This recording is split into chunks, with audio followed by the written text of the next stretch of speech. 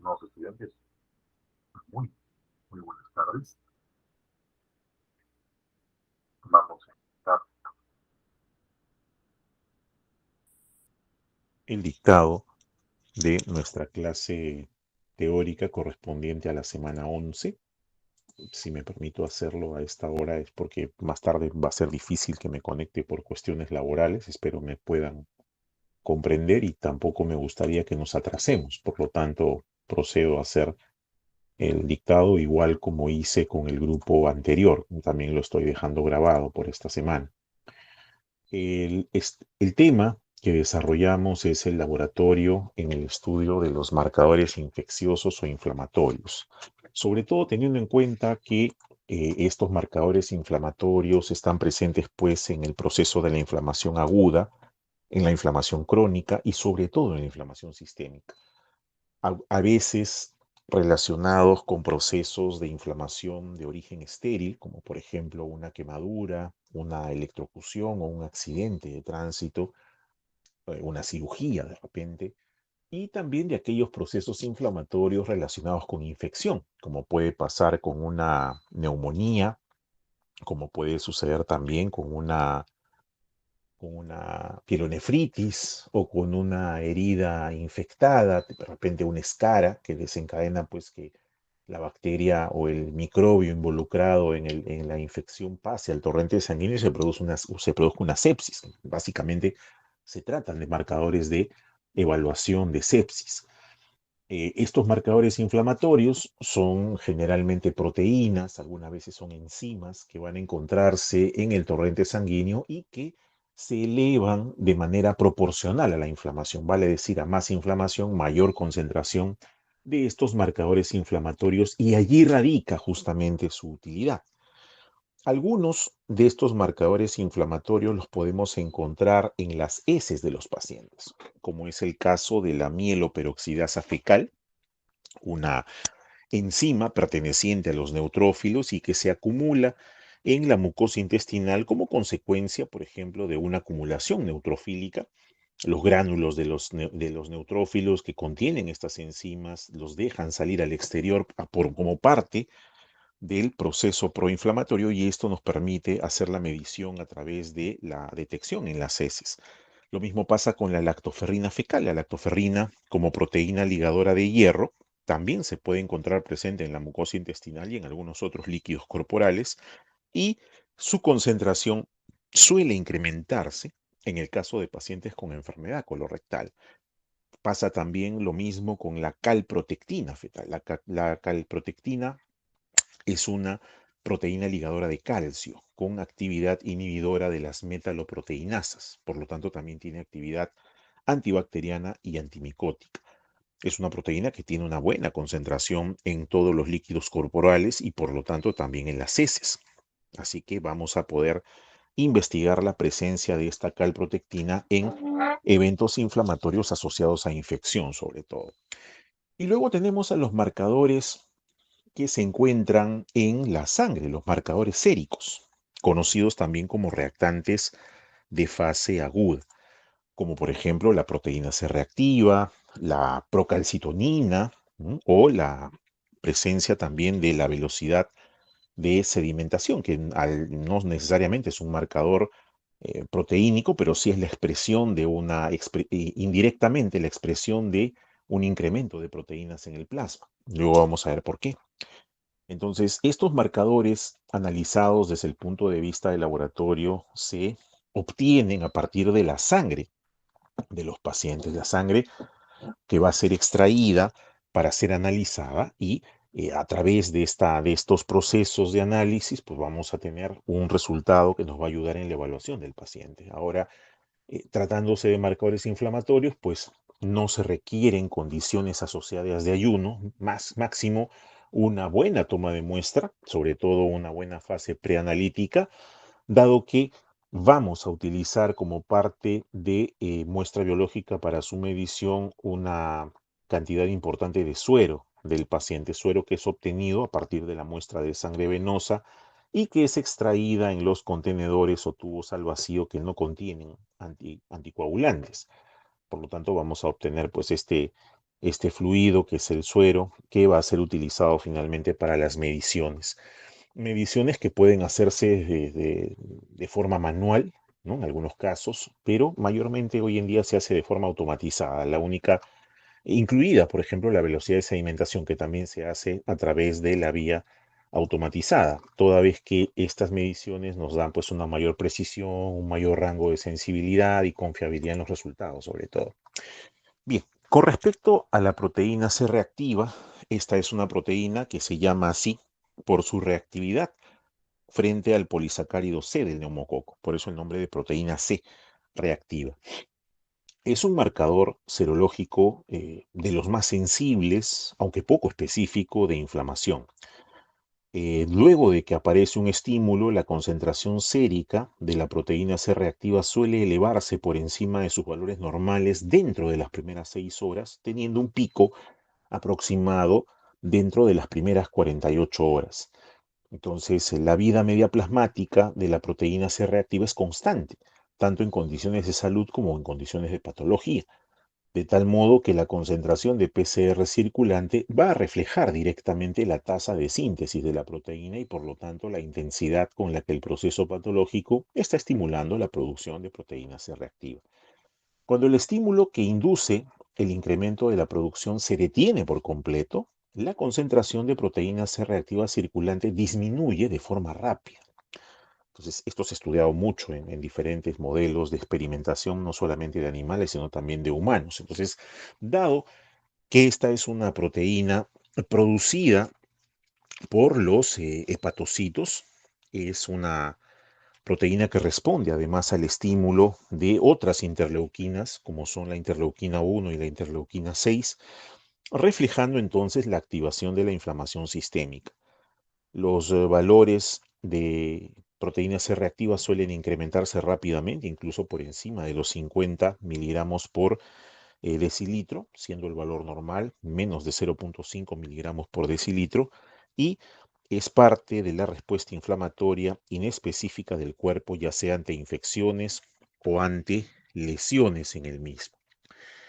Con respecto a su interpretación, las concentraciones altas en personas, en individuos en los cuales se detecta concentraciones altas de PCR, se relacionan con mayor riesgo de presentarse en el futuro eventos como por ejemplo infarto agudo de miocardio, evento vascular cerebral, muerte cardíaca súbita o alguna arteriopatía periférica. Entonces, debe utilizarse como marcador pronóstico. Lo mismo se hace en el caso de las enfermedades cardiovasculares. También se utiliza como marcador de cambios en el endotelio, sobre todo, y la respuesta inflamatoria secundaria a esos cambios. Por lo tanto, constituye un factor de riesgo independiente para la enfermedad cardiovascular y también para la enfermedad vascular cerebral y para la vasculopatía periférica, ¿no? ¿Dónde encontramos elevada la proteína C reactiva? La encontramos elevada cuando existen cambios inflamatorios agudos o crónicos en los tejidos, también en presencia de lesiones o necrosis tisular, en infartos o isquemias de cualquier tipo de tejido, en presencia de infecciones, inflamación, en el síndrome metabólico, en la hipertensión, en los tumores malignos, por ejemplo, también se encuentra elevada este tipo de marcador, así como también después de una cirugía, de una quemadura, inclusive después de la fiebre, también podemos encontrar elevada la proteína C reactiva. La velocidad de sedimentación globular es una medición de la forma en la cual los hematíes pueden sedimentarse, pero aquí hay que tener en cuenta algo. Esta es una prueba que se puede utilizar como una prueba de chequeo general, ¿no? Porque si sale alterada, pues ya hay que hacer una investigación mucho más profunda al respecto. En el caso de la velocidad de sedimentación, hay que tener en cuenta que la sangre normalmente, o sea, los hematíes normalmente no se sedimentan por las cargas que tienen, cargas negativas que tienen. Entonces, algo tiene que suceder para que esas cargas se alteren, esa interacción electrostática y los hematíes empiecen a sedimentarse y agregarse unos sobre otros. Entonces, cuando la sangre anticoagulada se deja reposar durante un tiempo a temperatura ambiente, los eritrocitos se empiezan a sedimentarse hacia el fondo. Esto se debe a que En el plasma vamos a tener proteínas de carga positiva, entonces eso va a permitir este fenómeno de eh, sedimentación.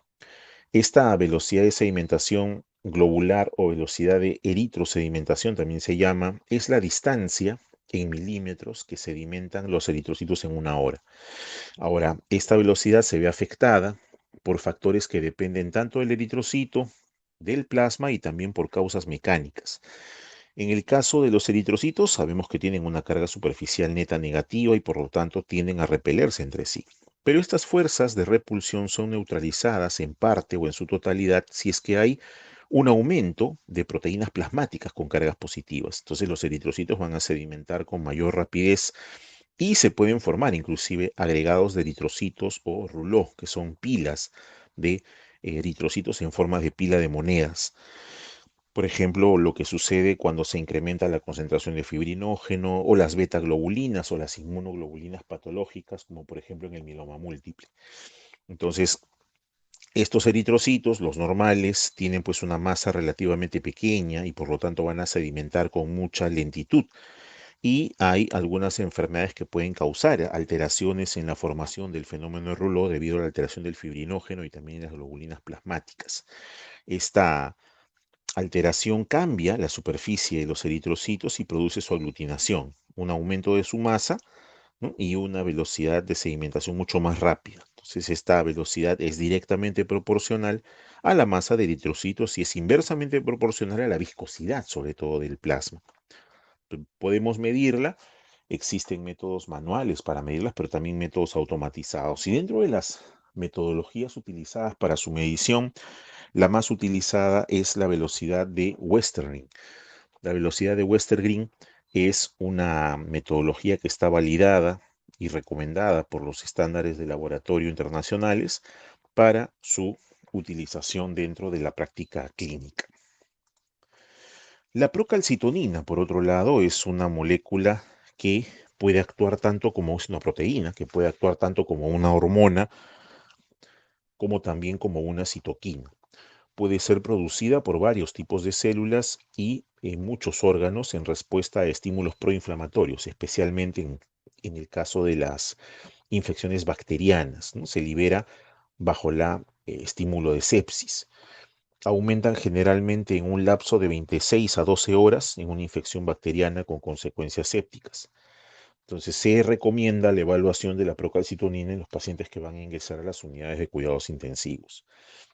Su uso está determinado por el diagnóstico de las bacteriemias y septicemias, tanto adultos como niños, la estratificación de riesgo, diagnóstico y monitoreo del shock séptico y también el diagnóstico diferencial de las meningitis bacterianas frente a las meningitis virales. También se puede utilizar para el diagnóstico diferencial de la neumonía extrahospitalaria bacteriana frente a una neumonía viral, para el monitoreo de la respuesta terapéutica en un tratamiento antibacteriano, para valorar también el riesgo de ingreso en un paciente muy grave en su primer día en la unidad de cuidados intensivos y para poder valorar el riesgo acumulado de 28 días de mortalidad de todas las causas para pacientes diagnosticados con sepsis o shock grave para el caso de la UCI.